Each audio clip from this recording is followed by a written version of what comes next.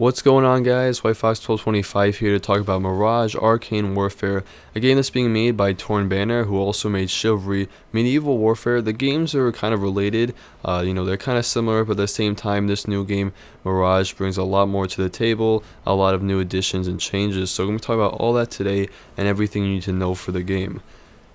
Let's get started with combat because I think that's what's most important in these games. It's still going to be brutal, close hand-to-hand combat like Chivalry. In case you didn't play Chivalry, it is a sword-fighting multiplayer game, and that's kind of exactly what the new one will be with a few additions, but it still has that brutal hand-to-hand combat. You can still cut people's heads off and all that, and it still takes a lot of skill, and it's very reactive.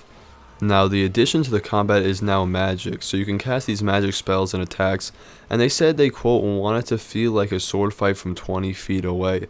And what that means is every spell you fire can be blocked by someone else, so it's not like you can just lock onto someone. It's still skill based, still very reactive, and if you die, it's because you did something wrong, not because you just got unlucky.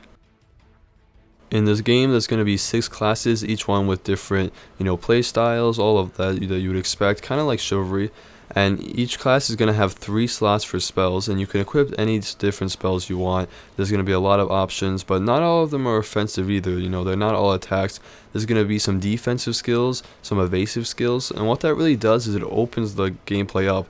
Chivalry, I love Chivalry, but it was very, focused on the sword fighting, but now you can actually, have builds, use different skills. It's going to make the gameplay a little bit more interesting, I think, and open it up to a lot more possibilities. Another big difference with this game is it has a very different look. Graphically, it has a little bit of an upgrade. They're using the Unreal Engine 4 this time, which is a little bit of a better engine than Chivalry.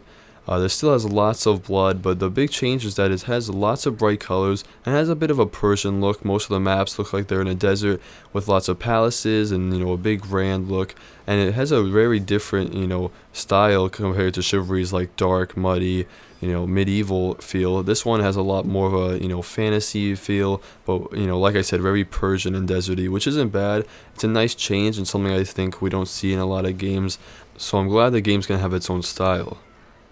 Another thing is the characters look to have a lot of different costumes on, so I'm hoping this game will come with character customization, just like the thing that was added to Chivalry later on, but maybe with even more options this time. That would be pretty nice.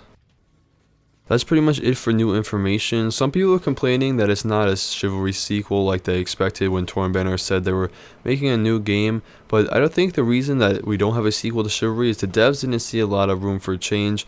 Chivalry is still a great game. I still play it a lot whenever I'm in the mood, and honestly there wasn't a lot of room for improvement for them. They made a great game that's still really relevant, and I think a Chivalry sequel would just be kind of boring and like repetitive.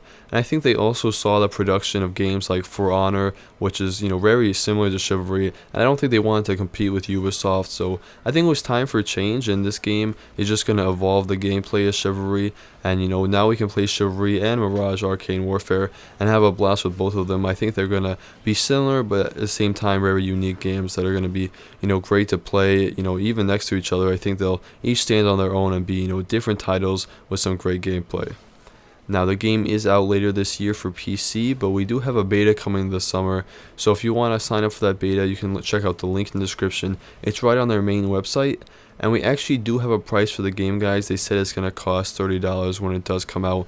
I would assume that's going to be in the fall sometime. But thanks for watching, guys. I'll definitely keep covering this game, so if you want to see more, make sure you hit that subscribe button. If you did like the video, it would be appreciated if you could give it a like. If you have any questions, leave them in the comments below, and I'll be quick to answer you guys.